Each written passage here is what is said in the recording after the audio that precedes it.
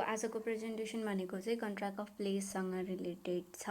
त्यसमा चाहिँ यसभित्र चाहिँ हामीले पहिला सुरु इन्ट्रोडक्सनको कुराहरू हेर्छौँ भने अनि डेफिनेसन्स अनि यसका केही क्यारेक्टरिस्टिक्सहरू र एउटा भ्यालिड प्लेस हुनलाई चाहिने बेसिक एलिमेन्ट्स अनि यसको डिफरेन्स विथ बेलमेन्ट र एउटा नन अनरले चाहिँ कसरी प्लेस गर्न सक्छ भन्ने कुराहरू चाहिँ हामीले यसभित्र डिस्कस गर्छौँ। फर्स्टमा इन्ट्रोडक्सन हेर्नु पर्दाखेरि चाहिँ हाम्रो अहिलेको मोडर्न सोसाइटीमा चाहिँ हामीले चाहिँ आफ्नो लाइफको हरेक स्टेटमा केही न केही खालको कन्ट्र्याक्टहरूबाट चाहिँ गुज्रिरहेका हुन्छौँ क्या। कन्ट्र्याक्ट भनेको चाहिँ अहिलेको सोसाइटीमा त एउटा essential part of our life नै भइसकेको छ होइन। चाहे त्यो हामीले घर बनाउँदा होस्, कार किन्दा होस्, अकाउन्ट खोल्दा होस्, इन्सुरेन्स गर्दा होस्, लोन लिँदा होस्, हरेक कुरामा चाहिँ हामी केही न केही खालको चाहिँ कन्ट्र्याक्टमा चाहिँ इन्टर भइरहेका हुन्छौँ होइन। अनि यसरी कुनै पनि दुईवटा पक्ष बिचमा चाहिँ सहमति गरेर कुनै खास कुरा गर्नका लागि चाहिँ सहमति भएर उनीहरूले चाहिँ एकअर्कासँग चाहिँ रेस्पोन्सिबिलिटी आउने गरी कुनै पनि करार गर्छन् भने चाहिँ हामी त्यस्ता खालको करारहरूलाई चाहिँ स्पेसल कन्ट्र्याक्ट भनेर भन्छौँ, जुन चाहिँ स्पेसिफिक पर्पजको लागि ठ्याक्कै यही गर्नका लागि भनेर यही एउटा टपिकको लागि भनेर चाहिँ बनेको हुन्छ त्यस्तो खालको कन्ट्र्याक्टहरूले। त्यस्ता खालको कन्ट्र्याक्टलाई चाहिँ स्पेसल कन्ट्र्याक्ट भनेर भनिन्छ। त्यो स्पेसल कन्ट्र्याक्टहरूभित्रका केही फेमस र मोस्ट इम्पोर्टेन्ट कन्ट्र्याक्ट्सहरू भनेको कन्ट्र्याक्ट अफ ग्यारेन्टी हो, कन्ट्र्याक्ट अफ इन्डेमनिटी हो, कन्ट्र्याक्ट अफ बेलमेन्ट हो, यी सबै कन्ट्र्याक्ट्सहरू पहिला आइसके। सो आजको टपिक भनेको चाहिँ यही special one of the special contract of place. So आज चाहिँ कन्ट्र्याक्ट अफ प्लेसको बारेमा चाहिँ डिस्कस हुन्छ।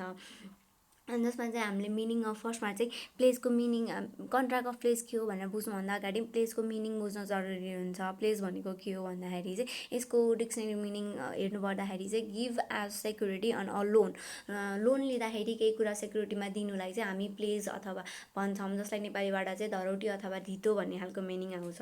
र यसको वर्डको ओरिजिन हेर्न पर्ने हो भने चाहिँ डिफ्रेन्ट वर्ड ओरिजिन छ यसको भनेर चाहिँ बिलिभ गरिन्छ, जसमा चाहिँ ओल्ड फ्रेन्च टर्म प्लेसबाट आएको हो भनेर पनि बिलिभ गरिन्छ, जसको मिनिङ चाहिँ होस्टेज, सेक्युरिटी अथवा बेल भन्ने जस्तो सेन्स दिन्छ भने। यस्तै गरी वेस्ट जर्मनतिर चाहिँ जर्मनीको रुट वर्ड प्लेगबाट आएको हो, जसको मिनिङ चाहिँ हाभ रेस्पोन्सिबिलिटी फर भन्ने पनि मानिएको छ।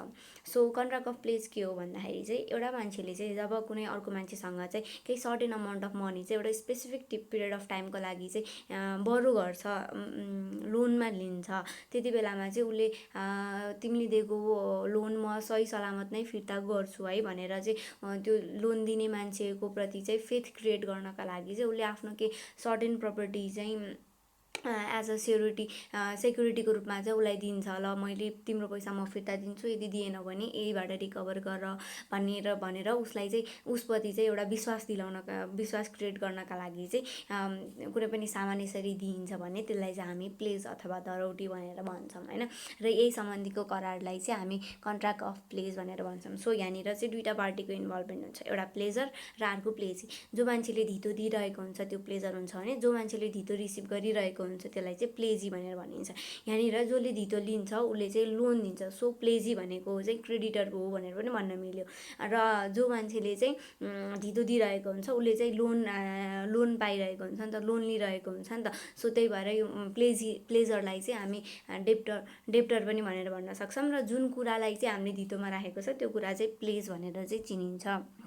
र अब डेफिनेसन्स हेर्नु पर्दाखेरि चाहिँ पहिला इन्डियन कन्ट्र्याक्ट एक्ट 1872 को सेक्सन 172 मा चाहिँ प्लेसलाई कसरी डिफाइन गरेको छ भन्दाखेरि प्लेस भनेको चाहिँ it is a kind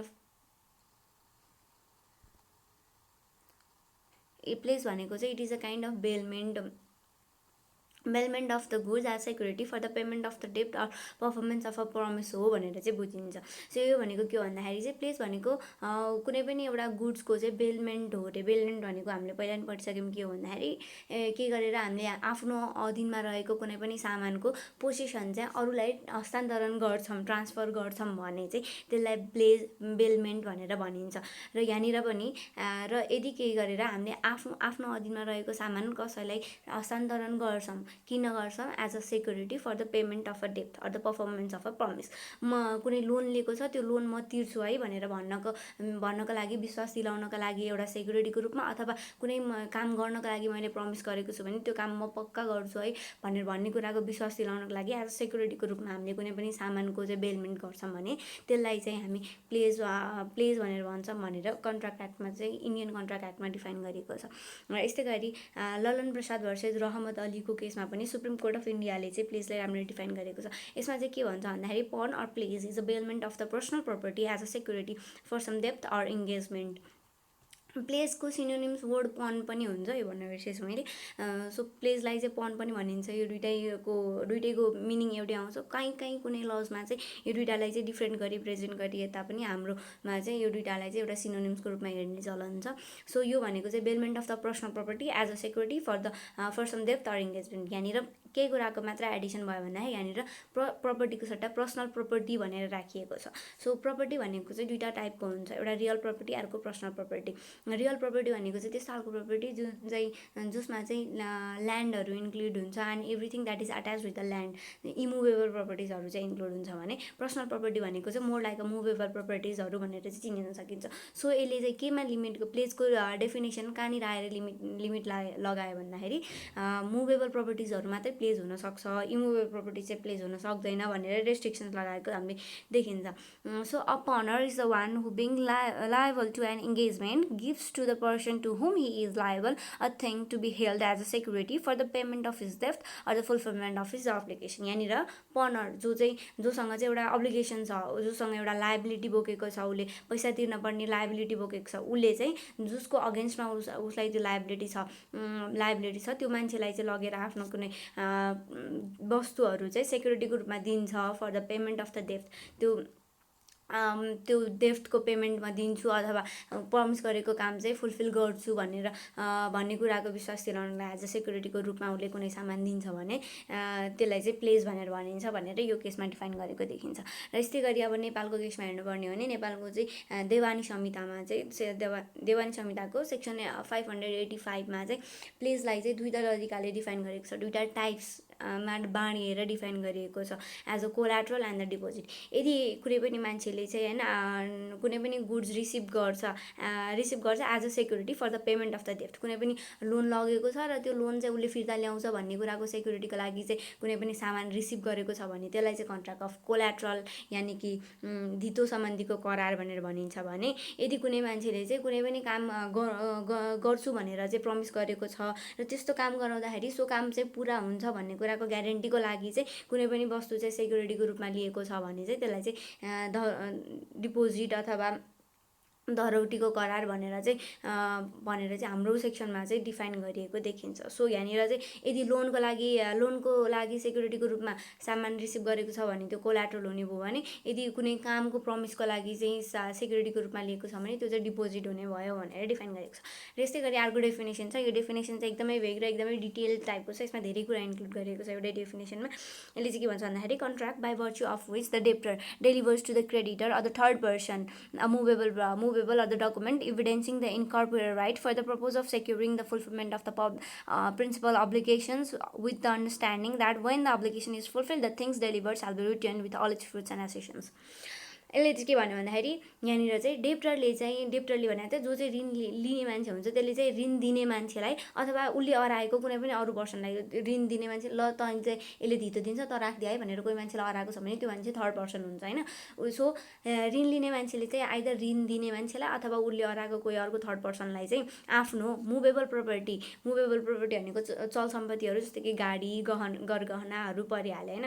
movable property अथवा कुनै पनि इन्कर्पोरियल प्रपर्टीमाथि चाहिँ मेरो राइट छ है भनेर देखाउने खालको डकुमेन्ट्सहरू, जस्तै कि इन्कर्पोरेबल प्रपर्टी भनेको के हो भन्दाखेरि इन्ट्यान्जिबल प्रपर्टी जसलाई चाहिँ आँखाले चाहिँ देख्न सकिँदैन, जस्तै कि सेयर्स, प्याटेन्ट, ट्रेडमार्क, इन्सुरेन्स पोलिसिजहरू चाहिँ इन्कर्पोरेबल प्रपर्टी भन्छ।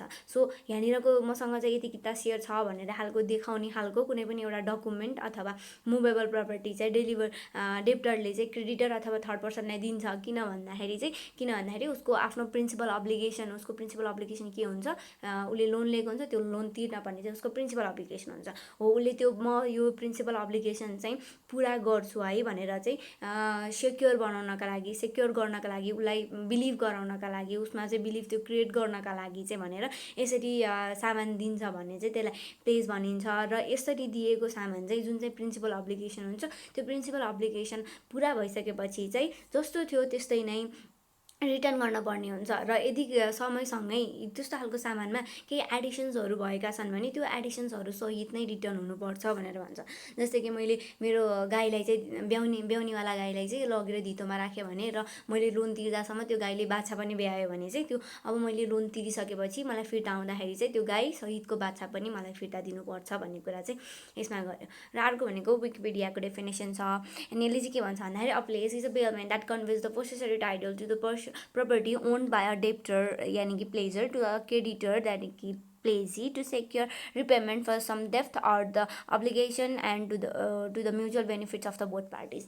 सो यसमा पनि के भन्नु भन्दाखेरि चाहिँ प्लेज भनेको चाहिँ एउटा ऋण लिने मान्छेले ऋण दिने मान्छेलाई चाहिँ म तिम्रो पैसा पेमेन्ट गर्छु है भनेर चाहिँ सेक्युरिटी दिनका लागि चाहिँ कुनै पनि सामान दिन्छ कुनै पनि सामानको पोसेसरी टाइटल चाहिँ ट्रान्सफर गर्छ भने चाहिँ त्यसलाई प्लेज भनेर भनिन्छ भनेको छ। सो यहाँनिर चाहिँ एउटा के वर्ड चाहिँ थप भयो भन्दाखेरि यहाँनिर चाहिँ mutual benefit of the both parties भनेर लेखिएको छ। यो खालको कन्ट्र्याक्टमा पनि दुवै पार्टिजको चाहिँ केही म्युचुअल बेनिफिट्सहरू भएको देखिन्छ। जस्तै कि जसले धितो दिन्छ उसलाई त लोन चाहिरहेको हुन्छ र उसले चाहेको लोन चाहिँ पाउँछ, आफूले धितो दिए बापत चाहेको लोन पाउँछ, त्यही भएर उसलाई बेनिफिट भयो। र जसले लोन दिइरहेको हुन्छ, धितो लिइरहेको हुन्छ नि, त्यो मान्छेले पनि मैले लोन दिएँ ल यसको रिपेमेन्ट हुन्छ कि हुँदैन भन्ने कुरामा ऊ कन्फ्युज भएन क्या। उसलाई सेक्युरिटी भयो, उसले लोन दिएन भने म यही बेचेर भए पनि मलाई रिकभर गर्न सक्छु भन्ने कुरा चाहिँ उसलाई आश्वासन भयो नि त। सो म्युचुअल बेनिफिट चाहिँ यसमा हुन्छ भन्ने कुरा पनि यो डेफिनेसनमा चाहिँ राखिएको देखियो।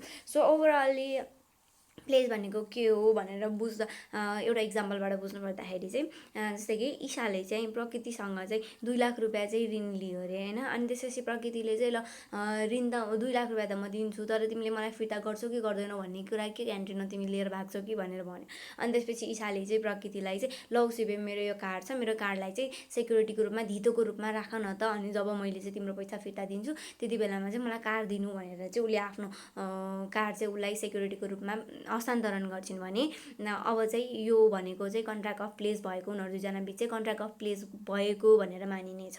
र यदि ईशाले चाहिँ जब चाहिँ त्यो 2 लाख रुपियाँ प्रकृतिलाई फिर्ता गर्छिन्, प्रकृतिले चाहिँ उसको कार्ड जस्तो थियो त्यस्तै अवस्थामा चाहिँ उसलाई फिर्ता गर्नुपर्ने हुन्छ। र यदि ईशाले चाहिँ उसको प्रकृतिको त्यो 2 लाख रुपियाँ फिर्ता गरेन भने चाहिँ उसले त्यो कार बेचिवरी आफूलाई चाहिँ रिकभर गर्न सक्छिन्, आफ्नो 2 लाख रुपियाँ लिन सक्छिन् र बाँकी भएको पैसा भने चाहिँ ईशालाई फिर्ता दिनुपर्ने हुन्छ।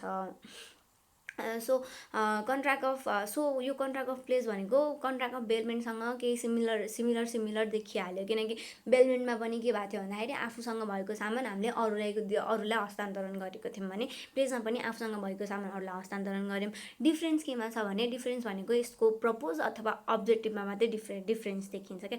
बेलमेन्टमा चाहिँ हामीले किन हस्तान्तरण गरेको थियौँ भन्दाखेरि त्यसमा जे पनि रिजन हुनसक्थ्यो। हामीले ल यो बनाइदेऊ भनेर भन्नको लागि दिएको हुनसक्थ्यौँ, हामीले ल यसलाई राम्ररी राखिदेऊ सेफ कस्टडीको लागि भनेर दिएको हुनसक्थ्यौँ, अथवा ल यसलाई यहाँ उतासम्म पुऱ्याइदेऊ न, यो उता लगिदेऊ न भनेर क्यारेजको लागि भनेर चाहिँ सामान दिएको हुनसक्छौँ। सो बेलमेन्टमा चाहिँ हाम्रो अब्जेक्टिभ फिक्स थिएन भने प्लेसमा चाहिँ हाम्रो अब्जेक्टिभ ठ्याक्कै फिक्स छ क्या। भनेको हामीले सामान दिएको छ भने त्यो चाहिँ हामीले लोन लिएको छ र लोनको त्यो रिपेमेन्टको सेक्युरिटीको लागि नै भनेर हामीले सामान दिन्छौँ भने चाहिँ त्यो प्लेज हुन्छ, र होइन अरू कारणले सामान दिन्छौँ भने चाहिँ त्यो बेलमेन्ट हुन्छ। सो बेलमेन्ट र प्लेजमा चाहिँ केही माइनर डिफ्रेन्सेसहरू भए पनि धेरै नै सिमिल्यारिटिजहरू चाहिँ देख्न सकिन्छ।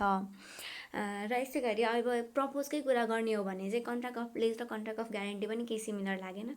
किनकि दुइटै टाइप्सको कन्ट्र्याक्टमा चाहिँ के भएको छ भन्दाखेरि चाहिँ ऋण दिने मान्छे जुन छ नि उसलाई चाहिँ सेक्युरिटी प्रोभाइड गरिएको छ। जस्तै कि कन्ट्र्याक्ट अफ ग्यारेन्टीमा चाहिँ ल त्यसलाई ऋण दिए नि त ल, अनि त्यसले तँलाई फिर्ता दिएन भने म दिन्छु नि त तेरो पैसा भनेर उसलाई सेक्योर बनाएर चाहिँ लोन लिने मान्छेले चाहिँ ढुक्कसँग लोन दिन सक्ने खालको वातावरण बनाएको छ भने कन्ट्र्याक्ट अफ प्लेसमा पनि ल मलाई लोन देऊ अनि मैले तिमीलाई फिर्ता दिनँ भने ल यो बेचेर भए पनि तिमी आफूलाई रिकभर गर्न सक्छौ भनेर चाहिँ लोन दिने मान्छेलाई यसमा पनि ढुक्क बनाएको छ। सो दुइटै खालको कन्ट्र्याक्ट भनेको as a security of the क्रेडिटरको चाहिँ कन्ट्र्याक्ट हो भनेर चाहिँ बुझ्न सकिन्छ। तर प्लेसमा चाहिँ दुइटा मात्रै पार्टीको इन्भल्भमेन्ट हुन्छ भने ग्यारेन्टीमा चाहिँ 3टा पार्टीको इन्भल्भमेन्ट भएको देखिन्छ। अनि हिस्टोरिकल्ली रोमन लमा चाहिँ प्लेस भनेको चाहिँ प्लेस भनेको चाहिँ कर्पोरियल मुभेबल प्रपर्टिजहरूमा मात्र लागु हुन्थ्यो। यानि कि कर्पोरियल प्रपर्टिज भनेको चाहिँ कस्तो खालको प्रपर्टी भन्दाखेरि जसको चाहिँ फिजिकल एक्जिस्टेन्स हुन्छ, जस्तै कि देखिने खालको प्रपर्टी, जस्तै कि घर, गाडी, गरगहना, ल्यापटप, मोबाइल सबै भइहाल्यो कर्पोरियल प्रपर्टिजहरू। अनि मुभेबल प्रपर्टिज भनेको चाहिँ त्यस्तो खालको प्रपर्टी जसलाई यताबाट उतासम्म लान सकिन्छ, जस्तै कि गाडी, ल्यापटपहरू, गरगहनाहरू, यिनीहरू चाहिँ मुभेबल प्रपर्टिजहरू भइहाल्यो। सो एउटा प्लेसमा कुनै पनि सामान धितोमा राख्नु छ भने त्यो सामान भनेको चाहिँ एक त कर्पोरियल प्रपर्टी हुनुपर्छ, फिजिकली एक्जिस्ट हुनुपर्छ, र अर्को भनेको चाहिँ त्यो मुभेबल हुनुपर्छ। जग्गाहरू, जमिनहरू, घरहरू तिनीहरूलाई चाहिँ मिल्दैन प्लेसमा राख्न भन्ने खालको सेन्स चाहिँ रोमन लदेखि नै डेभलप भएको देखिन्छ। तर समयसँगै जब चाहिँ मोडर्नाइजेसन आयो, ग्लोबलाइजेसन आयो, साइन्स एन्ड टेक्नोलोजीको डेभलपमेन्ट भयो, तब चाहिँ अब प्लेसको मिनिङमा चाहिँ अलिकति, प्लेसको स्कोपमा चाहिँ अलिकति वाइड कन्सेप्ट आएको जस्तो देखिन्छ, स्कोप अलिकति बढेको जस्तो देखिन्छ। अब अहिलेको जमानामा चाहिँ प्लेस धितो राख्दाखेरि हामी आफ्नो कर्पोरल प्रपर्टी मात्र नभएर इन्टेन्जिबल मुभेबल प्रपर्टिजहरू, इन्टेन्जिबल प्रपर्टिजहरू भन्नाले कस्तो प्रपर्टी भन्दाखेरि जसको चाहिँ फिजिकल एक्जिस्टेन्स हुँदैन।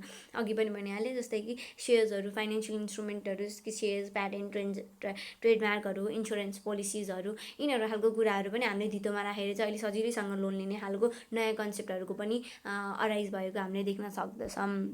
र जर्मन लमा चाहिँ मेडिभल पिरियडतिर जर्मन लमा चाहिँ प्लेसलाई चाहिँ दुईवटा टाइपले चाहिँ क्लासिफाई गरिन्थ्यो क्या, पोसेसरी प्लेस र नन पोसेसरी प्लेस भनेर चाहिँ। पोसेसरी प्लेस भनेको चाहिँ त्यस्तो खालको प्लेस जसको चाहिँ डेलिभरी भनेको चाहिँ पहिल्यै हुन्छ क्या, जब मैले लोन लिन्छु त्यति बेला नै मैले मेरो कार लाई चाहिँ सेक्युरिटीको रूपमा हस्तान्तरण गरेर दिन्छु भने चाहिँ पोसेसरी प्लेस भयो भन्दाखेरि।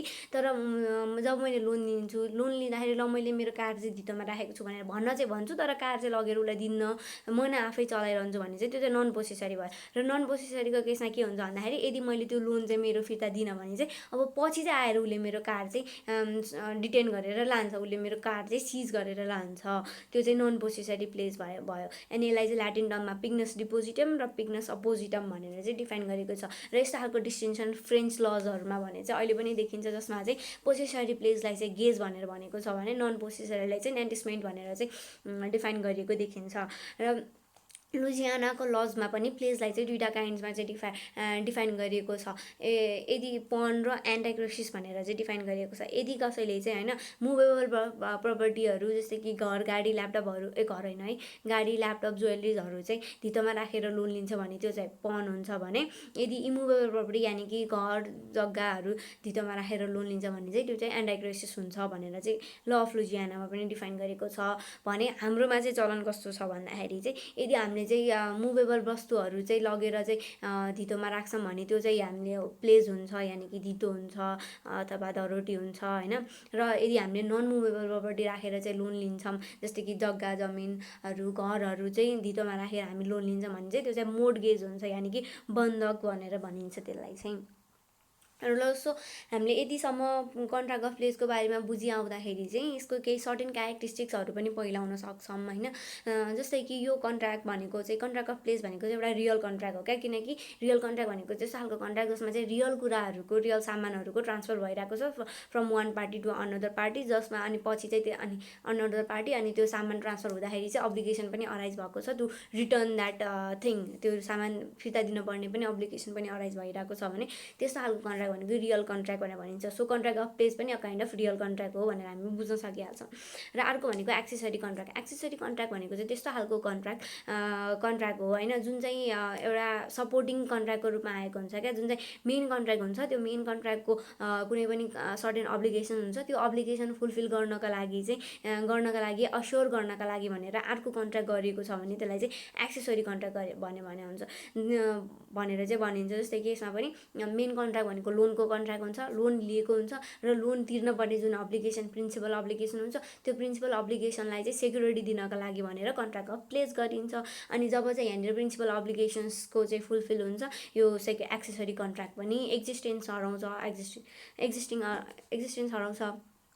सो यो काइन्ड अफ एक्सेसरी कन्ट्र्याक्ट पनि भइहाल्यो। अनि अर्को भनेको यसलाई युनिल्याटरल कन्ट्र्याक्ट पनि भन्न मिल्छ। किन भन्दाखेरि चाहिँ युनिल्याटरल कन्ट्र्याक्ट भनेको चाहिँ यस्तो खालको कन्ट्र्याक्ट हो जसमा चाहिँ एउटा मात्र पार्टीले प्रमिस गर्छ। यहाँनिर पनि जसले धितो दिएको छ त्यो पार्टीले मात्र प्रमिस गरेको छ कि म तिम्रो लोन तिर्छु, तिरिन भने यो मेरो सामान लिनु र यसबाट बेचेर आफूलाई रिकभर गर्नु भनेर उसले चाहिँ एउटा पार्टीले मात्र लोन तिर्ने प्रमिस गरिरहेको हुन्छ भने अर्को पार्टीले चाहिँ त्यो धितो रिसिभ मात्र गरिरहेको हुन्छ। कुनै पनि कुरा लिने प्रमिस भनेको चाहिँ उसबाट हुँदैन। So it is a kind of unilateral contract पनि भनेर भन्न मिल्छ। र अर्को भनेको चाहिँ सब्सिडियरी कन्ट्र्याक्ट। सब्सिडियरी कन्ट्र्याक्ट भनेको चाहिँ सबअर्डिनेट कन्ट्र्याक्ट पनि हुन्छ, जुन चाहिँ मेन कन्ट्र्याक्ट हुन्छ तर त्यो मेन कन्ट्र्याक्टको एउटा भित्रको चाहिँ एउटा ब्रान्चको रूपमा चाहिँ आएको एउटा सबअर्डिनेट कन्ट्र्याक्टलाई चाहिँ हामी सब्सिडियरी कन्ट्र्याक्ट भन्छौँ। यो नि यसको मिनिङ पनि एक्सेसरी कन्ट्र्याक्टसँगै मिल्न जाने भइहाल्यो। सो कन्ट्र्याक्ट अफ प्लेसलाई चाहिँ एउटा सब्सिडियरी कन्ट्र्याक्ट भनेर पनि भन्न सकिन्छ। र अरू भनेको चाहिँ अब कन्ट्र्याक्ट अफ प्लेसको एउटा भ्यालिड कन्ट्र्याक्ट अफ प्लेस गर्नको लागि चाहिँ बेसिक फिचर्सहरू के चाहिन्छ भन्ने कुराहरू छ होइन। पहिला त यो एउटा कन्ट्र्याक्ट हो, त्यही भएर यस्तो खालको कन्ट्र्याक्ट गर्नको लागि चाहिँ एउटा कन्ट्र्याक्ट गर्नको लागि चाहिने भ्यालिड इलिमेन्टहरू जे छन् त्यो सबै यसमा हुनु पर्दैछ। जस्तै कि अफर एन्ड एक्सेप्टेन्स हुनुपर्छ, कन्सिडरेसन हुनुपर्छ, दुवै पार्टीले म्युचुअल सहमतिमा भएको हुनुपर्छ, लिगल्ली एक्सेप्टेबल कुरामा चाहिँ भएको हुनुपर्छ र कन्ट्र्याक्ट गर्ने पार्टिजहरूको कन्ट्र्याक्टिङ क्यापासिटिज पनि हुनुपर्छ। यस्तै खालका इलिमेन्ट्सहरू भनेको चाहिँ यसमा मस्ट इन्क्लुड हुनुपर्ने भइहाल्यो। र यो बाहेक पनि अरू केही डिस्टिङ्ग्विजिङ फिचर्सहरू छ कन्ट्र्याक्ट अफ प्लेसको। तिनीहरू चाहिँ के भन्दाखेरि चाहिँ जुन कुरा हामीले धितोमा राख्छौँ त्यो कुरा भनेको चाहिँ मुभेबल हुनुपर्छ र कर्पोरियल वा इनकर्पोरियल जे भए पनि हुन्छ। मुभेबल भनेको एउटा ठाउँबाट अर्को ठाउँमा लान सक्ने हुनुपर्छ र त्यो वस्तु भनेको फिजिकली एक्जिस्ट भएको नि हुनसक्छ अथवा फिजिकली नन एक्जिस्ट भएको नि हुनसक्छ। फिजिकली एक्जिस्ट भन्नाले चाहिँ गाडीहरू, ज्वेलरीहरू, कम्प्युटर्स, ल्यापटप्सहरू तिनीहरू भइहाल्यो भने इनकर्पोरियल भन्नाले चाहिँ shares, insurance policies, patent, design, ट्रेडमार्क्सहरू यिनीहरूको डकुमेन्ट्सहरू चाहिँ इनकर्पोरियल प्रपर्टी भनेर चाहिँ मान्न सक्छौँ। सो प्लेस गर्दाखेरि चाहिँ प्रपर्टी भनेको मुभेबल हुनुपर्छ र कर्पोरियल इनकर्पोरियल जे भए पनि हुन्छ। र अर्को भनेको चाहिँ डेलिभरी अफ द प्रपर्टी। र कन्ट्र्याक्ट अफ प्लेसमा बेलमेन्टको बेलामा पनि कुरा आइसक्यो कि यदि डेलिभरी छैन भने त्यहाँ बेलमेन्ट हुँदैन भनेको जस्तै कन्ट्र्याक्टमा पनि प्लेसमा पनि डेलिभरी अफ द प्रपर्टीको डेलिभर गरेको छैन भने त्यसलाई प्लेस भएको भनेर मान्न मिल्दैन भनेर चाहिँ मिनिङ राखेको देखिन्छ। एउटा फिचर्सको रूपमा राखेको देखिन्छ होइन। तर त्यो डेलिभरी भनेको चाहिँ साँच्चीकै सामानै लगेर उसलाई दिनुपर्छ भन्ने पनि छैन। त्यो चाहिँ एक्चुअल पनि हुनसक्छ, कन्स्ट्रक्टिभ पनि हुनसक्छ डेलिभरी। यदि मैले चाहिँ मेरो कार धितोमा राखेको छु र मैले ल्यापटप धितोमा राखेको छु र अनि मैले त्यो लोन लिँदाखेरि मेरो ल्यापटप नै लगेर उसलाई दिन्छु भन्ने चाहिँ त्यो एक्चुअल डेलिभरी भयो भने, यदि मैले मेरो कार चाहिँ धितोमा राख्छु र कार नै लगेर उसलाई नदिकन मैले मेरो कारको चाबी मात्रै उसलाई लगेर दिन्छु भने त्यो चाहिँ कन्स्ट्रक्टिभ डेलिभरी भयो, एउटा सिम्बोलिक डेलिभरी भयो होइन। जसको चाहिँ जुन सामानलाई डेलिभरी गरेको हो त्यसको एउटा महत्त्वपूर्ण इलिमेन्टलाई चाहिँ मात्रै मैले ट्रान्सफर गरेको हुन्छु जसलाई पनि एउटा प्रपर्टी नै ट्रान्सफर भएछ र मान्नुपर्छ भनेर चाहिँ यो Morbi mercantile bank limited versus union of इन्डियाको कुरामा पनि यसमा पनि एक्सप्लेन गरेको छ। यसमा चाहिँ के हुन्छ भन्दाखेरि चाहिँ एउटा बम्बईको कम्पनीले चाहिँ दिल्लीको यो मोरबी मर्केन्टाइल ब्याङ्कलाई चाहिँ एउटा सामान चाहिँ रेलवेबाट चाहिँ पठाएको हुन्छ होइन। रेलवे कम्पनीलाई जिम्मा लगाएर चाहिँ यो सामान चाहिँ दिल्लीमा यसरी पुर्याउनु भनेर चाहिँ पठाएको हुन्छ। त्यो सामान भनेको चाहिँ 35,000को जति हुन्छ होइन। अनि त्यो सामान चाहिँ त्यो कम्पनीले चाहिँ एउटा धितोमा राख्नको लागि भनेर ब्याङ्कलाई पठाएको हुन्छ र त्यो सामान पुग्नुभन्दा अगाडि नै त्यो कम्पनीले के गर्छ भन्दाखेरि जुन त्यो रेलवे कम्पनीबाट पठाएको थियो नि त त्यहाँनिरको रिसिप्ट छ नि, उसँग त्यो रिसिप्ट चाहिँ उसले लगेर ब्याङ्कमा धितोमा राखिदिन्छ कि ल हेर मैले यो सामान तपाईँलाई डेलिभरी गरिसकेँ, अब यो सामान आउँछ त अब मैले रिसिप्ट नै तपाईँलाई दिइसकेपछि त अब तपाईँले रिसिभ गर्न मिलिहाल्यो यो सामान। अनि त्यसपछि त्यही भएर यो सामान तपाईँकै हो जस्तो भनेर चाहिँ अनि मलाई चाहिँ 20,000 जति चाहिँ लोन एडभान्स लोन दिनु भनेर चाहिँ त्यो कम्पनीले चाहिँ त्यो ब्याङ्कसँग चाहिँ लोन लिन्छ अनि ब्याङ्कले त्यो रिसिप्ट पनि एक्सेप्ट गर्छ र पछि त्यो सामान चाहिँ ब्याङ्कसँग डेलिभरी हुँदाखेरि चाहिँ सामानमा चाहिँ केही गडबड भएको हुन्छ क्या। त्यो सामान चाहिँ जुन कुरा चाहिँ मेन्सन गरिएको सामान थियो त्यो कुरा चाहिँ हुँदैन। अनि त्यही भएर चाहिँ ब्याङ्कले चाहिँ रेलवे कम्पनीलाई चाहिँ मुद्दा हाल्छ क्या, यो सामान चाहिँ हाम्रो जुन सामान पठाइएको थियो उहाँबाटै त्यही सामान आएको छैन, यहाँनिर सामानमा केही गडबडी भएको छ। त्यही भएर मलाई चाहिँ मेरो जुन सामान थियो त्यो सामान भनेको चाहिँ 35,000को सामान सामान हुन्छ, मलाई त्यही भएर 35,000कै रिकभरी चाहियो, मलाई क्षतिपूर्ति चाहियो भनेर चाहिँ ब्याङ्कले भन्छ। अनि त्यति बेला रेलवे कम्पनीले चाहिँ के भन्छ भन्दाखेरि चाहिँ यो सामान त तिम्रो होइन, हुँदा पनि ब्याङ्कको हुँदा पनि होइन, अर्को कम्पनीले पठाएको, त्यही भएर ब्याङ्कले अनि यो सामान चाहिँ धितोमा राख्न पठाएको, तर ब्याङ्कसँग पुगेकै छैन, ब्याङ्कसँग त्यो सामानको पोजिसन नै भएको छैन, त्यही भएर ब्याङ्कमा धितोमा बसिसकेको छ भनेर भन्न मिल्दैन।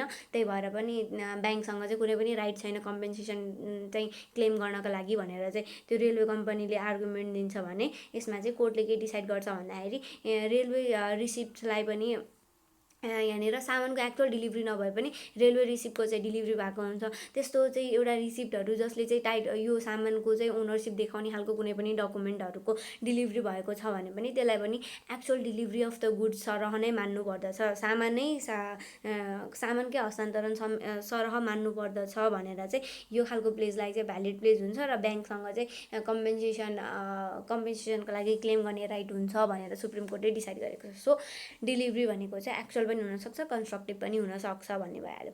अर्को भनेको टाइटल इज नट ट्रान्सफर, यहाँनिर सामान दिँदाखेरि हामीले त्यसको पोसेसरी राइट मात्रै उसलाई हस्तान्तरण गर्छौँ, त्यसको ओनरसिप चाहिँ हस्तान्तरण गर्दैन। मैले मेरो कार लोनमा राखेँ भने मैले मेरो कार मात्र लगेर दिन्छु, कार नै उसको नाममा चाहिँ गरिदिन्न, त्यो भइहाल्यो, टाइटल चाहिँ ट्रान्सफर नहुने भइहाल्यो। अर्को भनेको बेलमेन्ट फर द सेक्युरिटी, मैले जुन पनि कुराको बेलमेन्ट गरिरहेको छु, जुन पनि कुराको पोजिसन ट्रान्सफर गरिरहेको छु, त्यसको मेन अब्जेक्टिभ भनेको चाहिँ सेक्युरिटीको लागि हुनुपर्छ।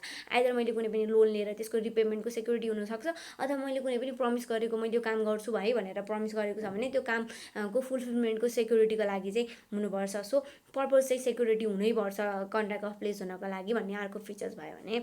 अनि अर्को भनेको चाहिँ जुन पनि सामान चाहिँ धितोमा राखिएको छ त्यो धितोमा राख्ने मान्छे चाहिँ रियल अनर हुनुपर्छ, लिगल अनर हुनुपर्छ त्यो कुराको। कुनै पनि कार मैले धितोमा राखेको छु भने त्यो कार मेरै हुनुपर्छ, मैले अरूको कार ल्याएर त्यो धितोमा राख्नु हुँदैन। र त्यो प्रपर्टी भनेको पनि अहिले रियलमै एक्जिस्ट भइरहेको हुनुपर्छ। अब भोलि पर्सि मैले यो कार 10 दिनपछि किन्दैछु अनि म यहाँ धितोमा राख्छु, अहिले चाहिँ लोन दिइरह न त भनेर भन्न मिल्दैन। मैले एट द मोमेन्ट नै त्यो एक्जिस्ट भइरहेको प्रपर्टीमै मेरो अहिले नै ओनरसिप भएको प्रपर्टी हुनुपर्छ मैले धितोमा राख्नका लागि चाहिँ।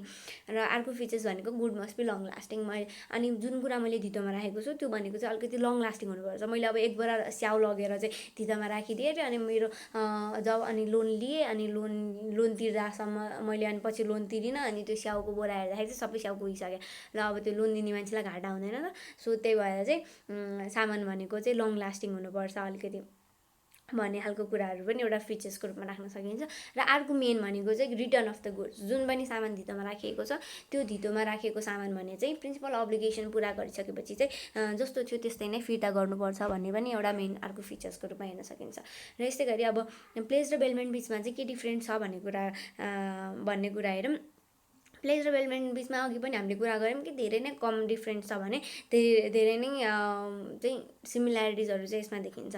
र त्यही कम डिफ्रेन्सेसहरूमध्ये नै के डिफ्रेन्स छ भनेर हेर्नुपर्दाखेरि चाहिँ अन द बेसिस अफ प्रपोजमा हेर्नुपर्दाखेरि यसको दुवैमा सामानको डिलिभरी त भएको छ, तर उद्देश्य हेर्नुपर्दाखेरि चाहिँ अघि पनि भनिहाल्यो प्लेजमा चाहिँ सेक्युरिटीको उद्देश्य हुन्छ, लोनको रिपेमेन्टको सेक्युरिटी अथवा कुनै पनि अब्लिगेसनको फुलफिलमेन्टको सेक्युरिटीको पर्पज हुन्छ भन्दाखेरि, तर बेलमेन्टमा चाहिँ पर्पज भनेको जे पनि हुनसक्छ, रिपेयर हुनसक्छ, सेफ्ट कस्टडी हुनसक्छ, क्यारिज अफ द गुड्सहरू हुनसक्छ, जे पनि हुनसक्छ भन्ने भइहाल्यो। अर्को भनेको right to sell of the goods, जुन चाहिँ कुरा धितोमा राखिएको छ त्यो धितो लिने व्यक्तिले चाहिँ त्यो सामान बेच्न पाउँछ कि पाउँदैन भन्ने कुरामा पनि यसमा डिफ्रेन्स देखिन्छ।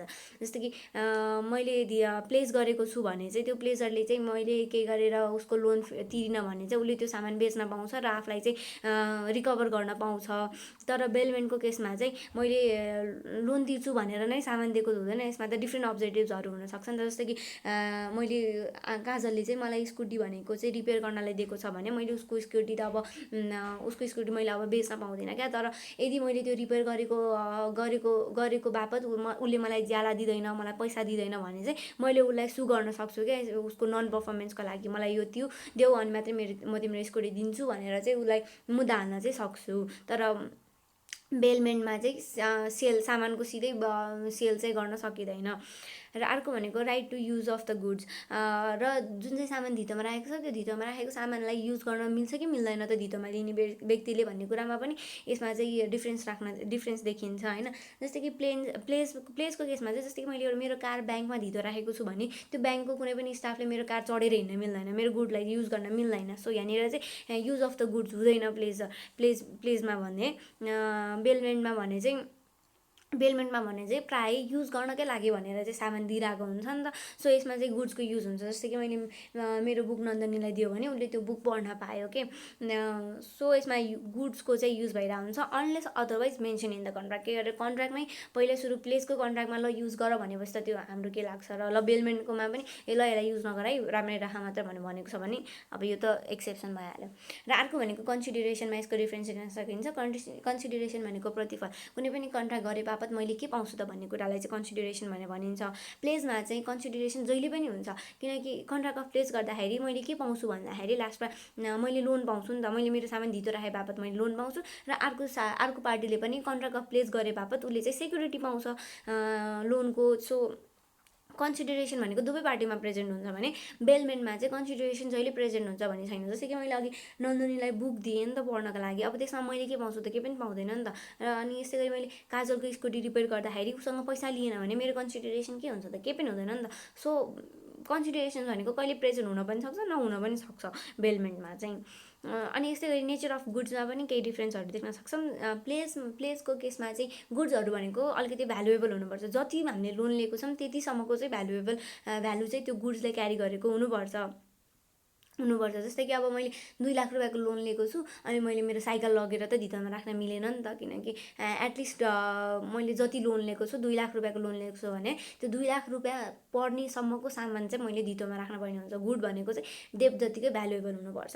तर बेलमेन्टको कुरामा भने भ्यालुएबल नन भ्यालुएबल गुड्सहरू भनेको भ्यालुएबल हुनुपर्छ भन्ने खालको कुनै पनि कुराहरू छैन। मैले चाहिँ जुन आवश्यकता अनुसार नै सामानको डेलिभरी गरिरहेको हुन्छु। मेरो साइकल बनाउनु छ भने मैले साइकल नै दिन्छु, मलाई बुक दिन मन लाग्यो भने मैले बुक नै दिन्छु। यसमा गुड्सहरू भ्यालुएबल हुनुपर्छ वा पर्दैन भन्ने कुराहरू चाहिँ त्यस्तो केही पनि आउँदैन होइन। सो सबै प्लेसहरू भनेको चाहिँ अ काइन्ड अफ बेलमेन्ट हुन्छन्, किनकि सबै बेलमेन्टमा चाहिँ ट्रान्सफर अफ प्रोसेसन भइरहेको हुन्छ होइन। र त्यो स्पेसिफिक खालको बेलमेन्टमा मात्रै सेक्युरिटीको लागि चाहिँ हामीले सामान ट्रान्सफर गरिरहेको हुन्छ भने त्यसलाई चाहिँ प्लेस भनिन्छ। सो सबै बेलमेन्टमा चाहिँ हामीले सेक्युरिटीको लागि नै भनेर सामान ट्रान्सफर गरिरहेको हुँदैनौँ, त्यही भएर सबै खालको प्लेस भनेको चाहिँ बेलमेन्ट हुँदैन। तर सबै खालको प्लेस भनेको चाहिँ बेलमेन्ट नै हो, तर सबै खालको बेलमेन्ट भनेको चाहिँ प्लेस हुँदैन। किन भन्दाखेरि सबै सामानहरू जुन चाहिँ हामीले अरूले पर्सनलाई चाहिँ दिन्छौँ त्यो भनेको हामीले सेक्युरिटीकै लागि भनेर मात्रै दिएको चाहिँ हुँदैनौँ नि त। सो अरू पर्पजको लागि पनि हुनसक्छ र यदि सेक्युरिटीको लागि मात्रै भनेर दिएको हो भने चाहिँ त्यो प्लेस हुन्छ। सो प्लेस भनेको चाहिँ बेलमेन्टभित्रै पऱ्यो। अल प्लेस आर द बेलमेन्ट, त्यही भएर अनि तर अल बेलमेन्ट आर नट प्लेस भइहाल्यो। अनि अर्को डिफ्रेन्स भनेको चाहिँ यसको हाम्रो देवानी संहितामा यसको लोकेसनको पनि डिफ्रेन्स देखिन्छ। हाम्रो देवानी संहिताको सेक्सन 585 to 90मा चाहिँ प्लेसको कुराहरू गरेको छ भने 75 to 84मा चाहिँ बेलमेन्टको कुरा गरेको देखिन्छ।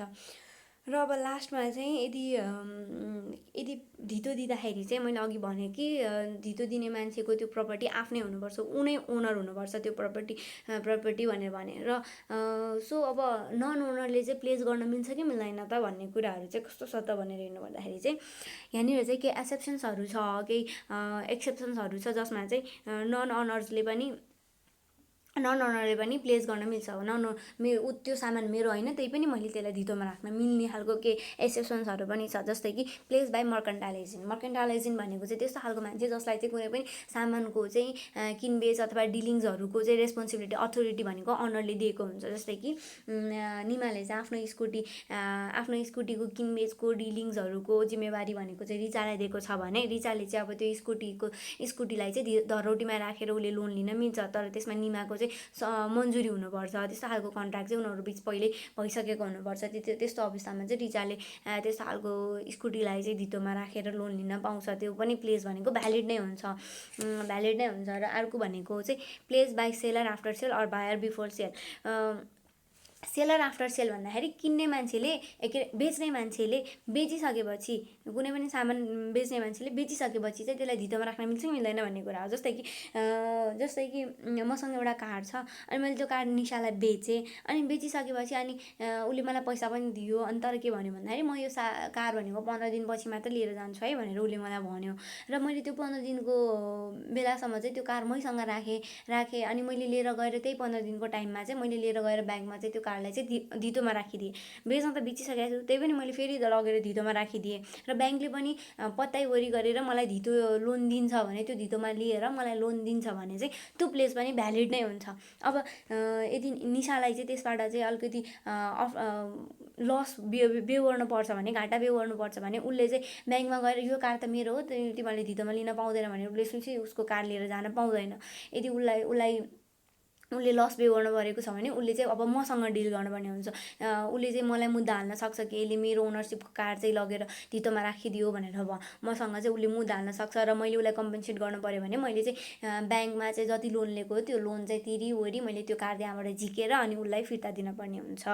र अर्को भनेको चाहिँ बायर बिफोर सेल भनेको छ, यो पनि त्यही कुरा भयो। अब चाहिँ निशाको कार मैले किन्दैछु होइन, अनि त्यस पछाडि उसको कार मैले किन्दैछु अनि मैले पैसा दिनुभन्दा अगाडि चाहिँ ल पहिला म 10 दिनसम्म चाहिँ यो चलाएर हेर्छु अनि मलाई राम्रो लाग्यो भने मात्रै म किन्छु ल भनेर चाहिँ मैले ट्रायलको लागि चाहिँ पहिल्यै किन्नुभन्दा पहिले नै मैले त्यसको पोजिसन चाहिँ आफूसँग लिएँ र मैले त्यही 10 दिनको बेलामा चाहिँ आपत परेर चाहिँ ब्याङ्कमा त्यसलाई डिपोजिटमा राखिदिएँ रे।